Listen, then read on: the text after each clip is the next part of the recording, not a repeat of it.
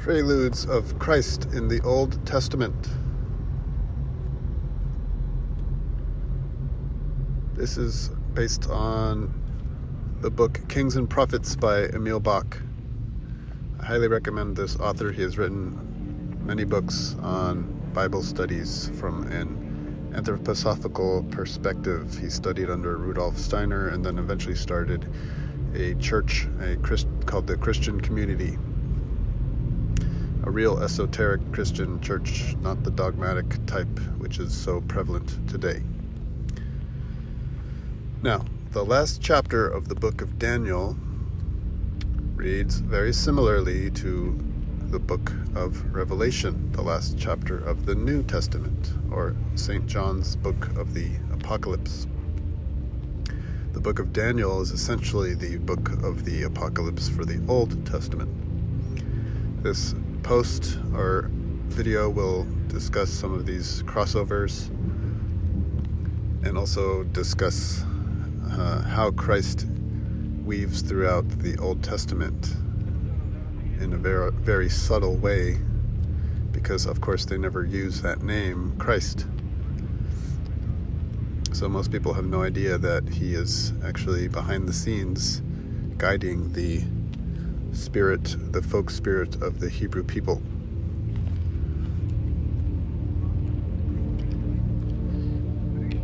In the book of Daniel, so he has this vision from the mysterious man in white linen, shares this vision with him, and the vision is about what seems to be a power struggle of the king of the north against the king of the south, and all these military operations going on.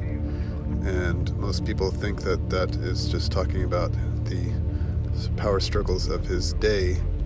However, Bach shows us that it is actually all a vision of the far future and a struggle of all of humanity against the Antichrist, the king of darkness, who Steiner calls Ahriman, the king of technology, the cult of the machine god. So it's very relevant to what we are faced against today, which is partly why I am spending time on this. So Bach shows us the relevance of the Old Testament and the stories of the prophets. It was Christ who spoke to Moses from the burning bush. It was Christ who was working through Jehovah, the main God who was working with the Israelite stream.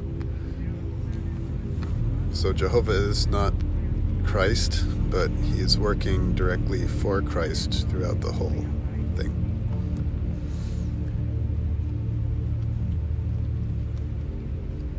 The mission of the Hebrew people was essentially to prepare through many generations a perfect vessel that would house the Christ entity. And that perfect vessel or human being was the personality of Jesus of Nazareth. So Jesus was a great adept, but he is not one and the same as Christ, who incarnated into him when he was 30. He basically gave his body over to the Christ being.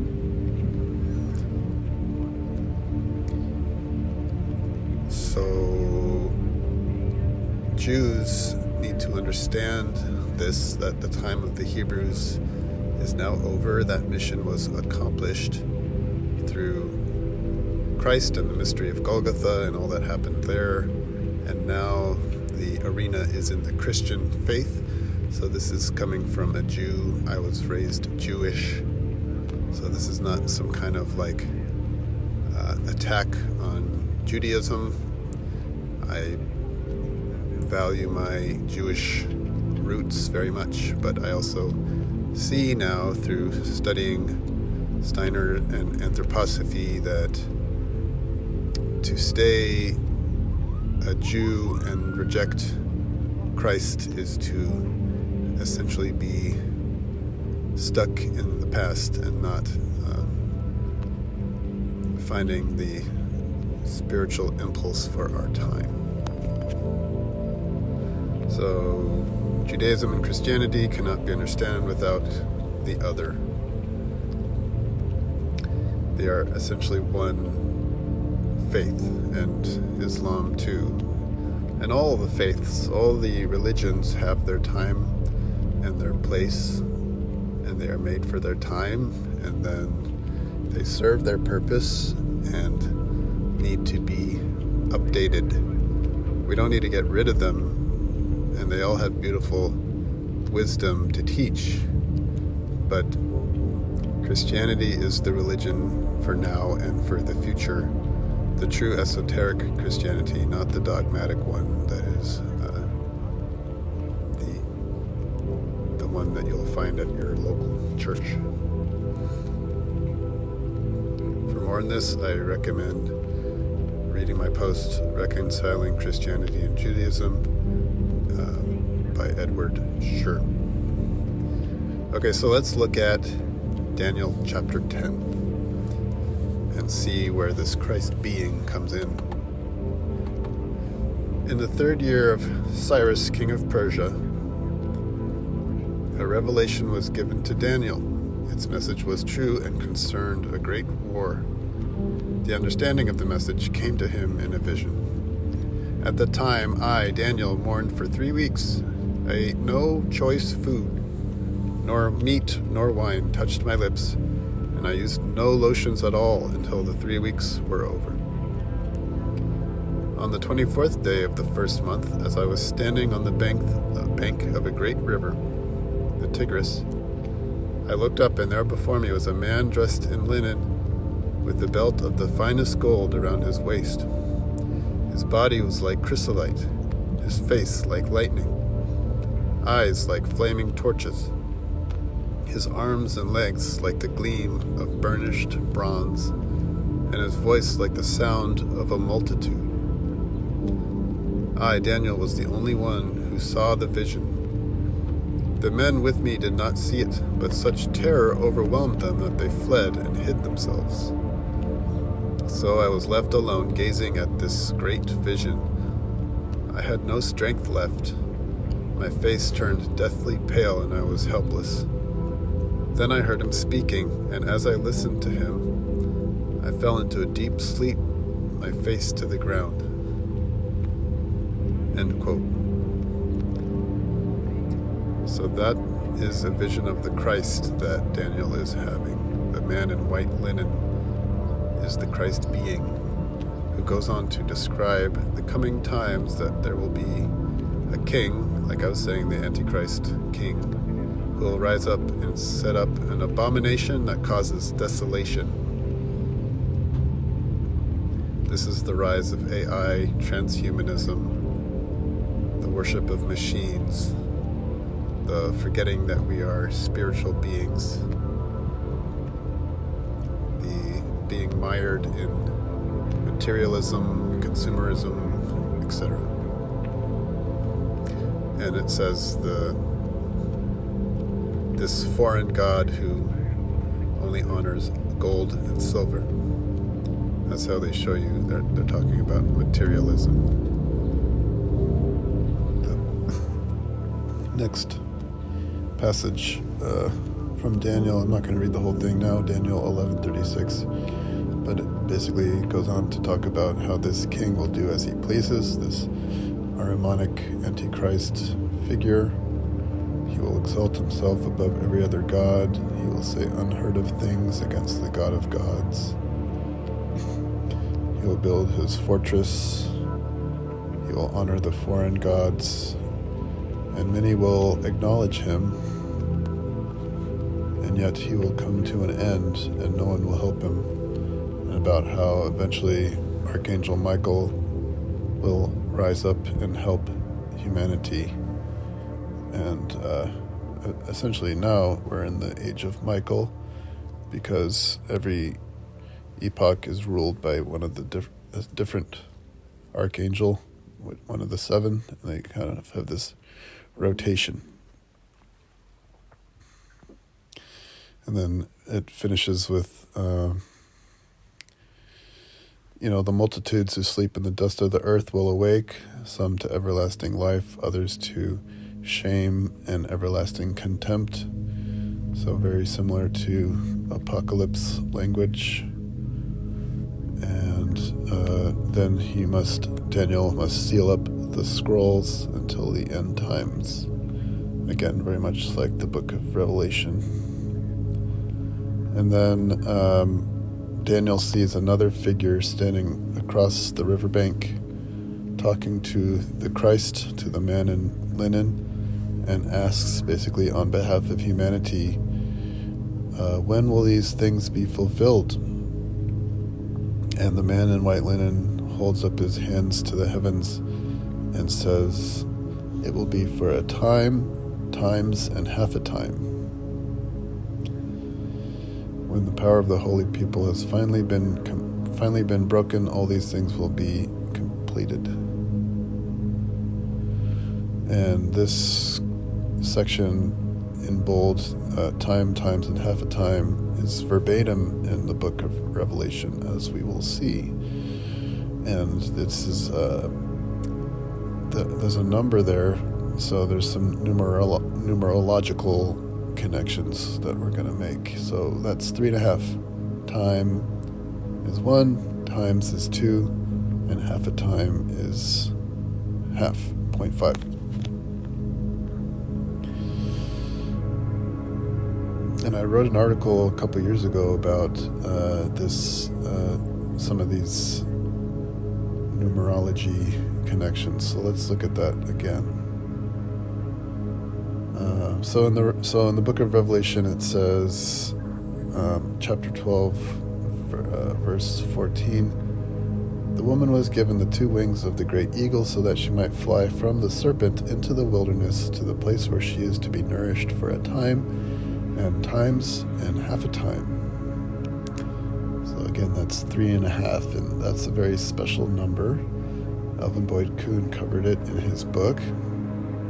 There's multiple reasons for this, but the main one seems to be the midpoint of 7. 3.5 is right smack in the middle of 7. And 7 is that very special number. There are 7 epochs, 7 planetary rounds, 7 colors of the rainbow, 7 days of creation. There's the sevenfold members of the human being. Christ incarnated at the midpoint of the 4th cultural age, so kind of smack in the middle of the 7 ages, right in the lowest, thickest point of materialism, as we then start to climb back out of matter. The ego, so if we look at the sevenfold human being, the ego, or the I in Anthroposophy, comes online as the 4th member, and closely associated with the astral body, the 3rd member right below it. And the ego comes online again right at the time of Christ. Christ comes down, incarnates, and dies on the cross, and essentially this is what gives the new impulse to humanity for developing our true individuality, our true immortal selves, self-consciousness. Whereas before we were still sort of operating in a kind of group soul where we didn't have, group soul, group think. We didn't have so much freedom to carve out our own path. That is what is the point of the ego as we are now currently developing.